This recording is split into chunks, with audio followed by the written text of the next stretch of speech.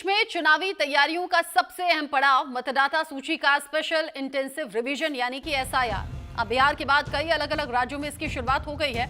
Election commission of India की ओर से booth level पर घर घर जाकर डेटा इकट्ठा करने का काम हो रहा है ताकि कोई भी फर्जी वोटर सूची में रह ना जाए। लेकिन इसी प्रक्रिया के बीच में एक बेहद गंभीर और डराने वाली खबर भी सामने आ रही है। देश के अलग अलग राज्यों से सामने आ रही है।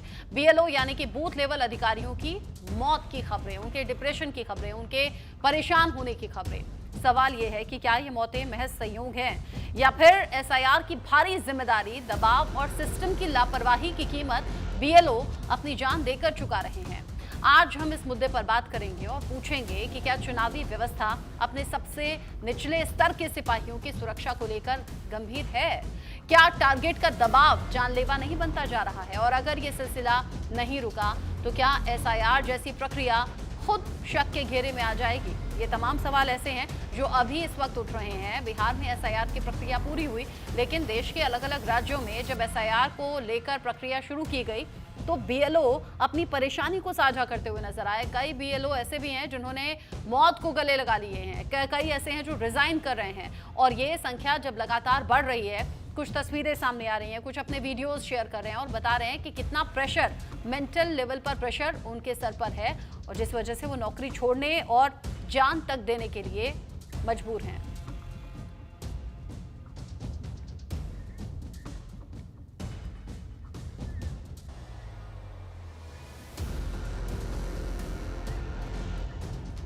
जिस तरीके से एक के बाद एक बीएलओ की मौत हो रही है या फिर वो अपनी जान दे रहे हैं, उससे कई सवाल उठ रहे हैं। वहीं अखिलेश यादव ने भी बीजेपी पर निशाना साधा है, सरकार से सवाल पूछा है। उधर राहुल गांधी कह रहे हैं ओबीसी वोटर्स के नाम काटो वरना नौकरी चली जाएगी।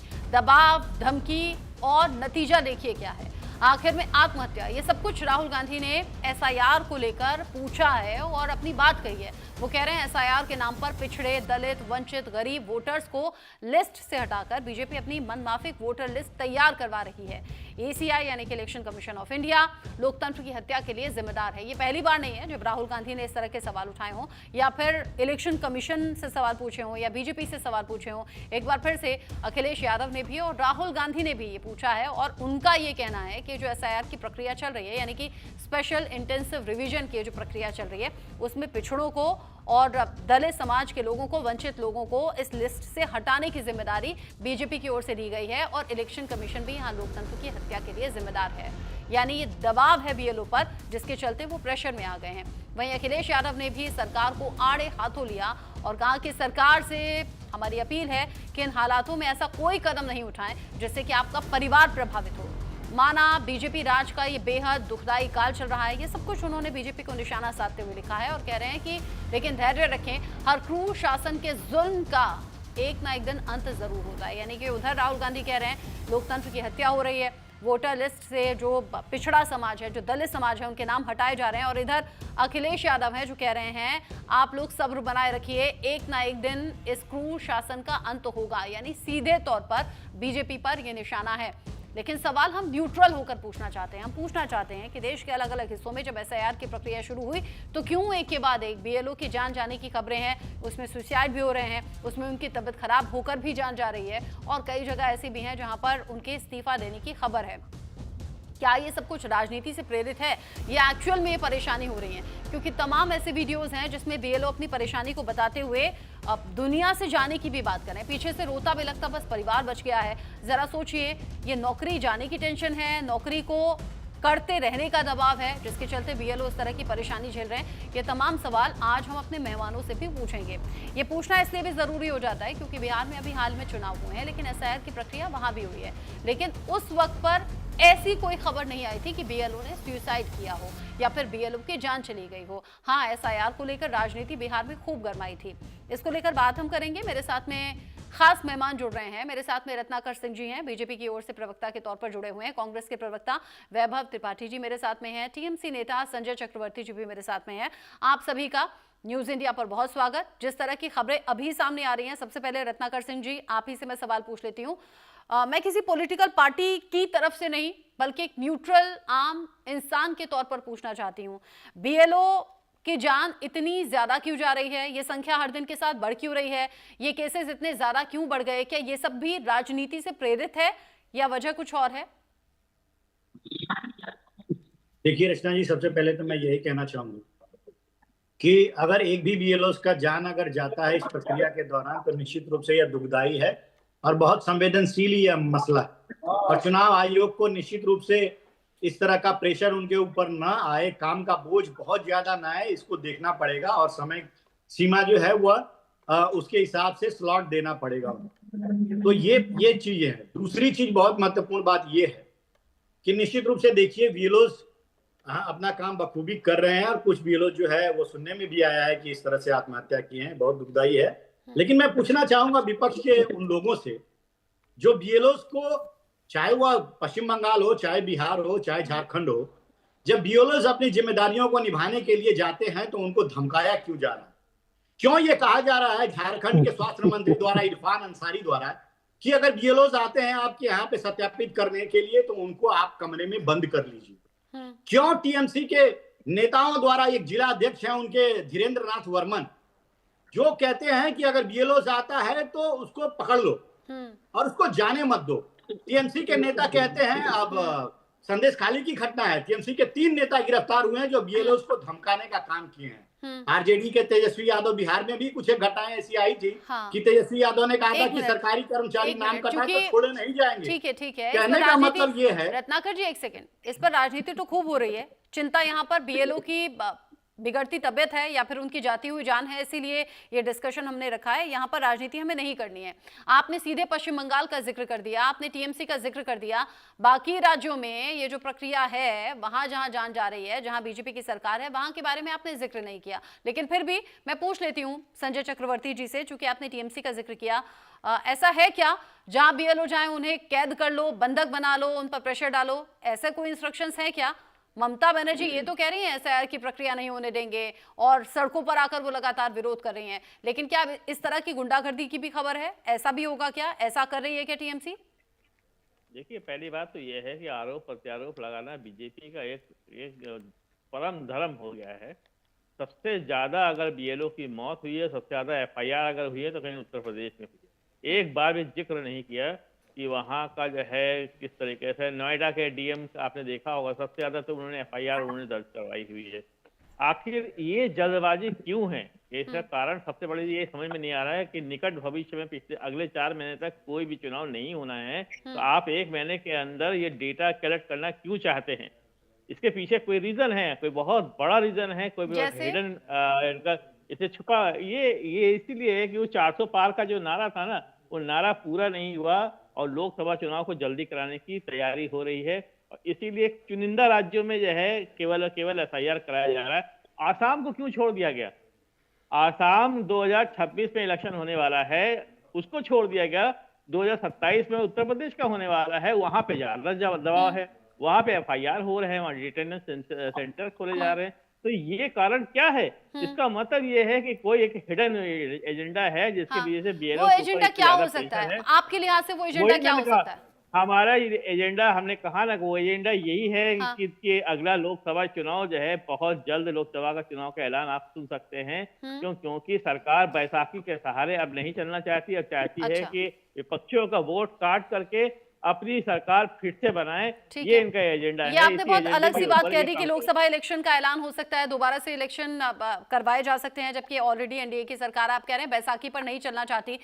मैं पहुंचूं वैभव त्रिपाठी जी का रुख करूं, लेकिन उससे पहले छोटा सा रिएक्शन रत्नाकर जी आपका मैं लेना चाहूंगी। जो अभी संजय चक्रवर्ती जी ने कहा, उन्होंने कहा उन राज्यों में जल्दबाजी दिखाई जा रही है जहां भी चुनाव नहीं है, लेकिन असम में क्यों नहीं करवा दिया? और ये तय समय क्यों, इतनी जल्दबाजी क्यों? डेटा इकट्ठा करना है, जल्दी करना है, यही प्रेशर तो बीएलओ महसूस कर रहे हैं।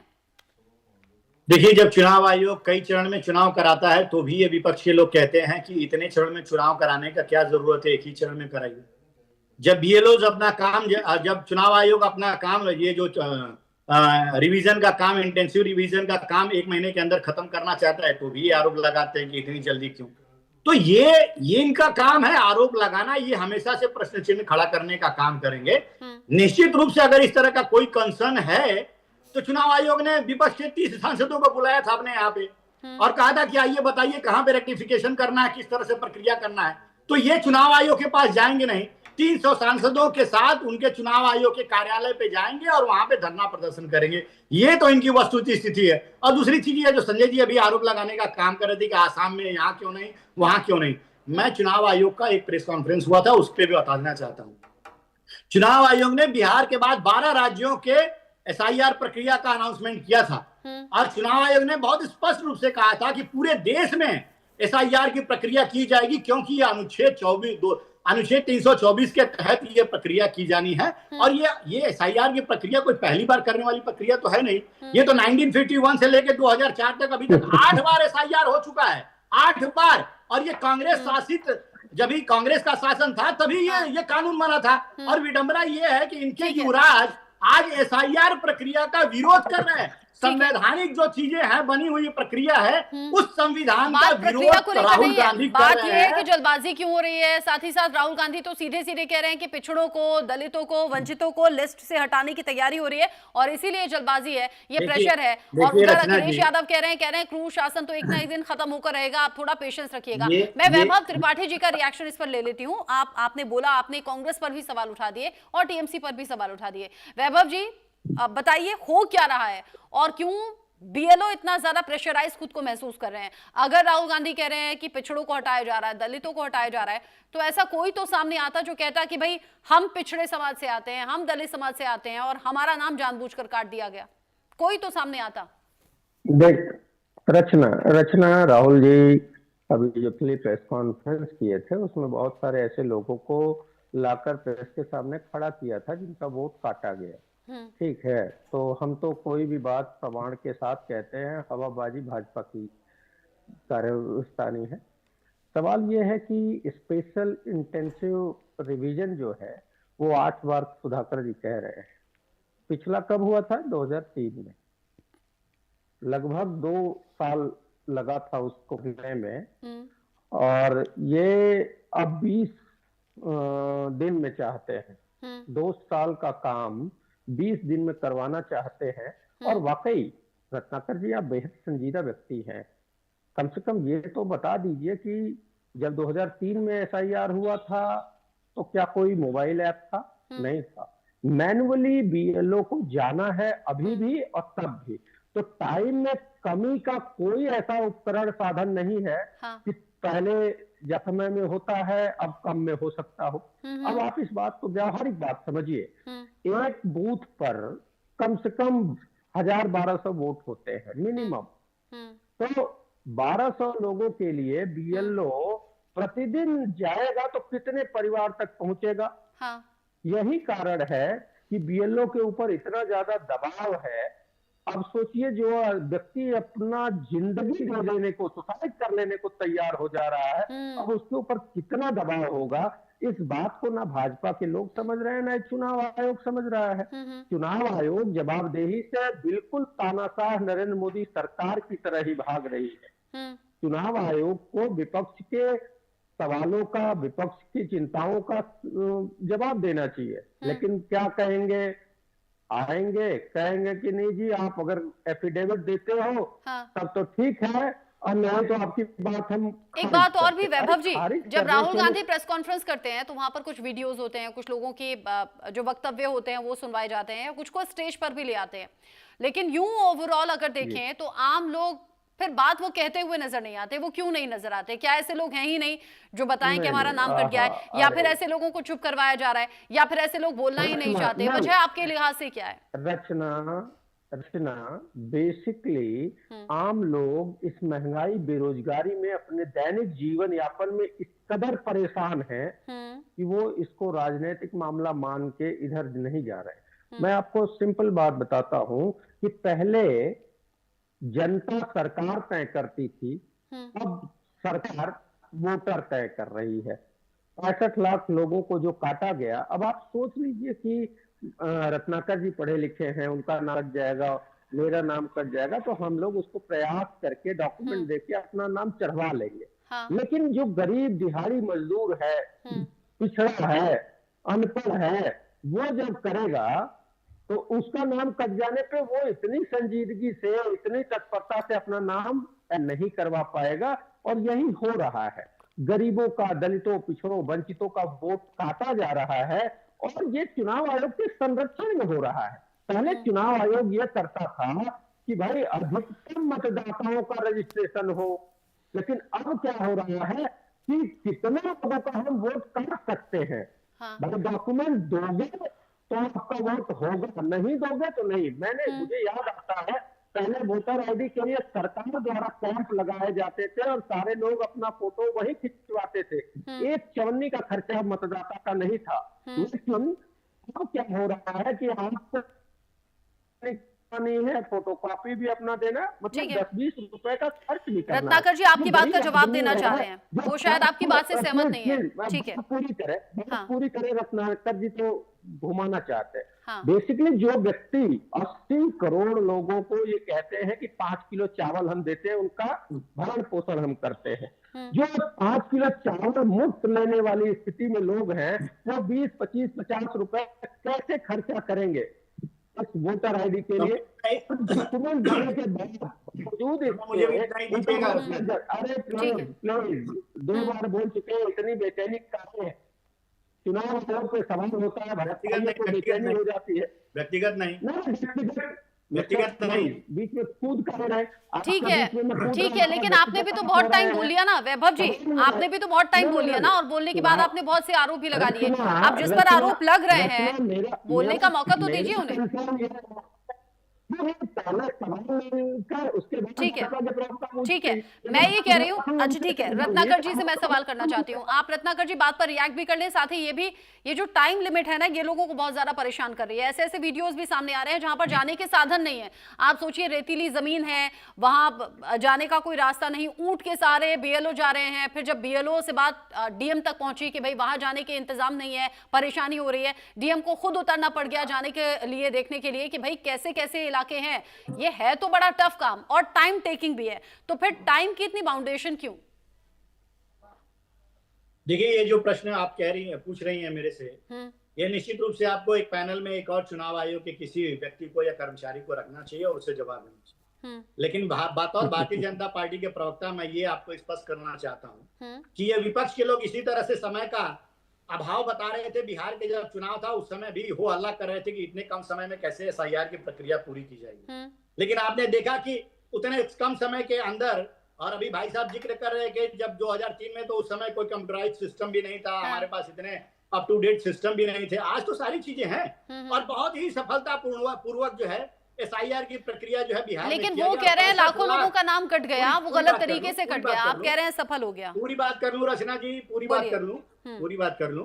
प्रश्न पूछिएगा, एक नहीं 1000 प्रश्न का जवाब दूंगा मैं। लेकिन वही कितनी सफलता पूर्वक जो है 65 लाख वोटरों का नाम जो मित्र थे, दूसरी जगह विस्थापित हो चुके थे या दूसरी जगह पलायन कर चुके थे, ऐसे लोगों का नाम काटा गया। और आपने देखा उसका परिणाम जो है कितना अच्छा रहा बिहार का। तीसरी चीज मैं कहना चाहूंगा, भाई साहब बोलने दो यार। रुक जाइए, अभी वैभव जी रुक जाइए, रत्नाकर जी को बोलने दें। आप वैभव जी रुक जाइए, संजय जी आप भी रुक जाइए, वैभव जी रुक जाइए, क्योंकि टाइम अब कम बचा है। एक एक करके बोल लें, थोड़ा टाइम। रत्नाकर जी जल्दी से बोलकर आप खत्म कर लें।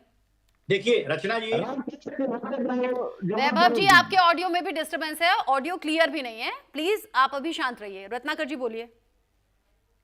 निश्चित रूप से यह जो है चुनाव आयोग निश्चित रूप से इस पे देखेगा कि किस तरह से इस प्रक्रिया को और आसान किया जाए और इस तरह की दुर्घटना जो है घटना ये भविष्य में ना हो, ये चुनाव आयोग को देखना चाहिए, हम भी चाहते हैं। लेकिन मैं पूरी कर दूं अपनी बात, पूरी कर दूं। लेकिन ये कांग्रेस पार्टी का चरित्र आपने देखा है। तेलंगाना में जब वोट कटता है, 22 लाख जब वोट कटते हैं, तो इनको जब जीत हासिल होती है तो कोई ऑब्जेक्शन नहीं आता है। बिहार में 65 लाख जब वोटर को लिस्ट में से नाम हट गए तो ये लोग जो हो हल्ला करने लगे। आज जहाँ पे ये जीतते हैं, चुनाव आयोग भी सही रहता है। ये सवाल तो इससे पहले हम लोग भी उठा चुके हैं। हम कह चुके हैं कि ईवीएम पर सवाल हो जाता है, एसआईआर की प्रक्रिया पर सवाल हो जाता है, या मतदान की प्रक्रिया को लेकर सवाल हो जाता है। ठीक है, ये बातें पहले हो चुकी हैं। चूंकि संजय जी नहीं बोले हैं और एंड कमेंट में लेना चाहूंगी, मेरे पास टाइम नहीं है, सॉरी। संजय जी बोल रहे हैं, आप क्या कह रहे हैं? बोलने दीजिए, एक सेकेंड। वैभव जी आपकी आवाज ठीक से नहीं आ रही है। वैभव जी ऑडियो में कुछ खराबी है, एक बार देखिएगा, नहीं आ रही आपकी आवाज। संजय जी को बोलने दीजिए। संजय जी देखिए, पहली बात तो ये है कि मौत की बात हो रही है। बाकायदा जो है हावड़ा के अंदर टीएमसी बीजेपी के एक पार्षद अपने कार्यालय में बुला करके राजीव रंजन जी जो एक वरिष्ठ पत्रकार है, उनको बाकायदा कह रहे हैं कि टीएमसी के हर विधानसभा क्षेत्र से 25,000 वोट कटेंगे। उनको कैसे पता चला ये बात? पहली बात। दूसरी बात ये है कि आपको भी अच्छी तरीके से पता है कि बिहार के अंदर बिहार का कोई भी देश के अंदर कहीं भी चुनाव होता है तो वहां पे कोई भी राजनीतिक पार्टी किसी को भी जो है पोलिंग बूथ तक नहीं लेके जा सकती अपनी गाड़ी में। ये बात तो पता है ना सबको। फिर हरियाणा से किस तरीके से स्पेशल ट्रेनें चला करके भारतीय जनता पार्टी ने लोग अभी विस्थापित लोगों को बात कर रहे थे, तो हरियाणा से किस तरीके से जो है स्पेशल ट्रेनें चला करके उनको चलिए उस बात की भी खूब चर्चा चली है। हालांकि अच्छा तो वो भी नहीं लगा जब ममता बनर्जी ने कहा कि मैं रैली निकाल रही हूँ, विरोध प्रदर्शन कर रही हूँ, अगर मुझ पर हमला होता है तो मैं भारत को हिला कर रख दूंगी। तो इस तरह की टिप्पणी भी अच्छी नहीं लगती। वैभव जी अगर आपकी लोकतंत्र है, हाँ ये लोकतंत्र है, ठीक है, मैं तो कह रही हूँ हमले को बढ़ावा नहीं देते, लेकिन इस तरह के बयान जब कोई एक बड़ा लीडर या फिर मुख्यमंत्री का फेस ऐसा बोले तो ठीक नहीं लगता। वैभव जी अगर आपकी ऑडियो ठीक है 20 सेकंड में बोल लें, आप क्या बोलना चाह रहे थे? जी रचना, बेसिकली आसाम में क्यों एफआईआर नहीं हो रहा है, ये कौन सा पक्षपात है, इसका पहलू, इसका जवाब देना चाहिए भाजपा के साथी को। और बात ये है कि कांग्रेस पे ये हमलावर हो जाते हैं। हमने कभी ये नहीं कहा कि वोटर कौन होगा।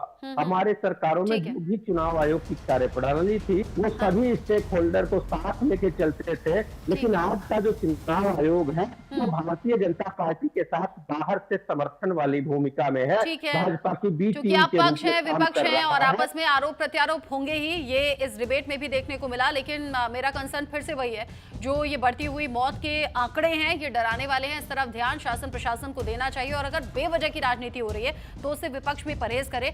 आप सभी मेरे साथ में जुड़े, अपनी अपनी बात दर्शकों तक पहुंचाई, बहुत शुक्रिया आप सभी का। रत्नाकर जी, वैभव जी, संजय जी, बहुत शुक्रिया साथ में जुड़ने के लिए, इस डिस्कशन में साथ में रहने के लिए। छोटा सा ब्रेक, लौट रहे हैं।